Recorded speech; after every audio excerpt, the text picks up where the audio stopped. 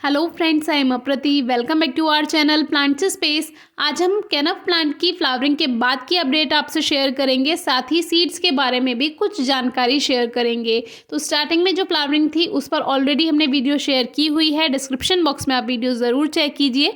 और ये है अभी की अपडेट जो कि प्लांट पे सीड्स बनने लगे हैं। तो प्लांट ने हमें ढेर सारे फ्लावर्स दिए हैं। ये कैनफ प्लांट है जो कि एक फ्लावरिंग प्लांट है, जूट फैमिली का ये प्लांट होता है और इसको हिबिस्कस कैनाबिनस भी कहते हैं। तो इसके बारे में कई वीडियोस हमने शेयर की हुई हैं। रिलेटेड वीडियोस के लिए डिस्क्रिप्शन बॉक्स ज़रूर चेक कीजिए। अब एक छोटा सा नज़ारा आपको दिखाते हैं कि हमारे यहाँ कितने ज़्यादा बंदर हैं, फिर भी गार्डनिंग के लिए हमारा पैशन कम नहीं होता है। हम लगातार गार्डनिंग करते हैं, हर प्लांट ग्रो करते हैं, नया प्लांट लेकर आते हैं, कटिंग ग्रो करते हैं, सीड्स ग्रो करते हैं। और ये बंदर इतना ज़्यादा नुकसान करते हैं कि आपको हर बार हम नुकसान नहीं दिखाते हैं, क्योंकि आप भी ये कहेंगे कि क्या रोज़ रोज़ ये गार्डनिंग का नुकसान ही दिखाते रहते हैं। लेकिन इतने सारे बंदर और इतनी सारी परेशानी के बीच हमारा जो पैशन है वो बिल्कुल वो कम नहीं होता है गार्डनिंग के लिए। तो आप भी अपने गार्डन तैयार करें, और अगर कभी सीड ग्रो नहीं होते हैं या थोड़ा बहुत नुकसान हो जाता है तो दोबारा कोशिश करें। और कोई भी परेशानी आती है, कोई भी आपकी क्वेरी है, क्वेश्चन है, आप हमसे पूछिए कमेंट बॉक्स में, इंस्टाग्राम पर, फेसबुक पर। थोड़ा लेट अगर कभी कभी रिप्लाई मिलता है तो उसको लेकर परेशान ना हो। वैसे तो हम जल्दी से जल्दी कोशिश करते हैं आपको रिप्लाई करने की, लेकिन आपको रिप्लाई ज़रूर मिलेगा। अगर आपका कमेंट हम देखेंगे तो उसका आंसर आपको ज़रूर मिलेगा। तो आ जाते हैं अपने टॉपिक पर।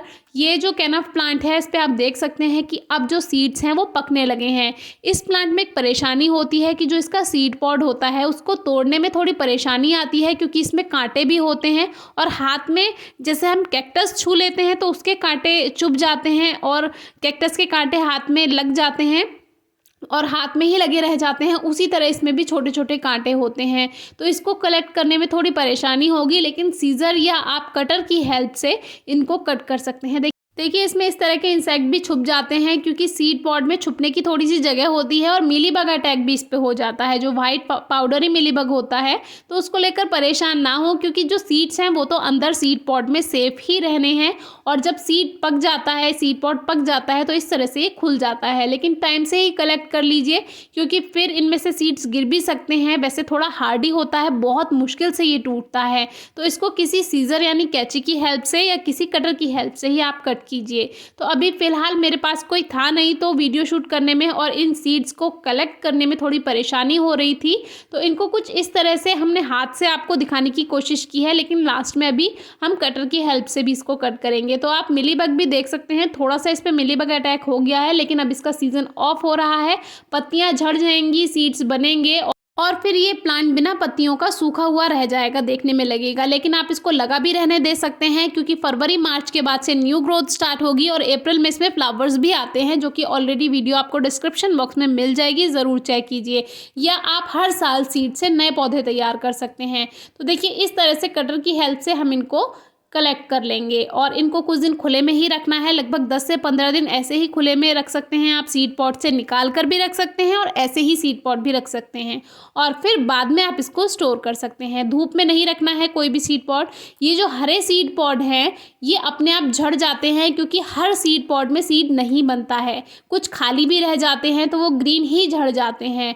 लेकिन इस तरह के जो सीड होते हैं जो पूरी तरह से ब्राउन हैं तो वो सही रहते हैं, और इस तरह के जो हैं ये नीचे अपने आप झड़ जाते हैं, इसमें कुछ नहीं निकलता है। और कोई कोई ब्राउन सीड पॉट भी इस तरह से जब नीचे झड़ा हुआ आपको मिले पौधे से नीचे, तो उसको भी आप खोल कर देखिए तो उसमें भी सीड्स नहीं मिलेंगे, क्योंकि बहुत ज़्यादा मात्रा में इसमें सीड्स बनते हैं, क्वांटिटी थोड़ी ज़्यादा होती है।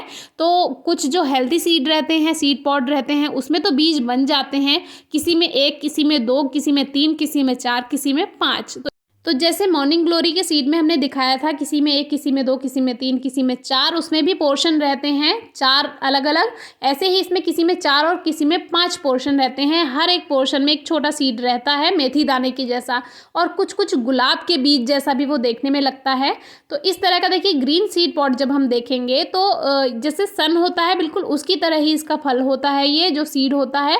और ये बंद होता है, पूरा गोला जो है एक इसका ये बंद है, और जब ये पक जाएगा तब ये ब्राउन होगा और अपने आप ही खुल जाएगा। और जो ब्राउन सीड पॉड अगर बंद भी है, अगर आप उसको हल्का प्रेस करेंगे तो वो अपने आप खुल जाता है। लेकिन एक बात का ध्यान रखिए, इसमें कांटे होते हैं, वो आपके हाथों में चुभ जाएंगे। जो ये छोटे छोटे आपको दिख रहे हैं बहुत बारीक बारीक से, तो बहुत ज़्यादा ईचिंग होती है, तो इससे आप थोड़ा सा सावधान रहिए।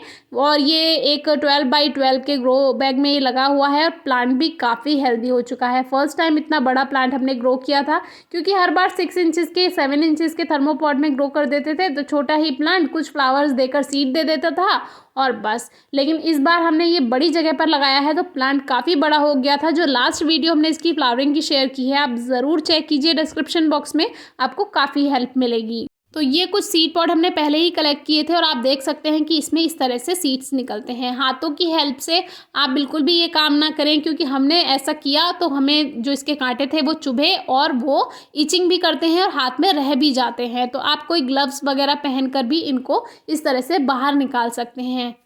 और एक बात, कैनफ प्लांट जो है, आपको यकीन नहीं होगा, लेकिन एक ही बार पॉटिंग मिक्स तैयार करके वो सीड पापा ने ग्रो कर दिया था, ऐसे ही डाल दिया था, अपने आप जर्मिनेट हो गया।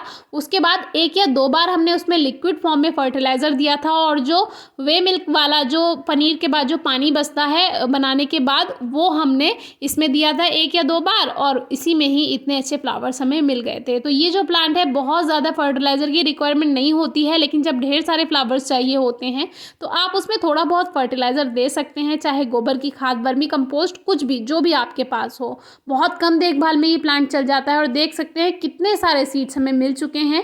तो अपना खुद का बड़ा गार्डन हम इस तरह से तैयार कर सकते हैं, अपने खुद के ही प्लांट से सीड्स कलेक्ट करके।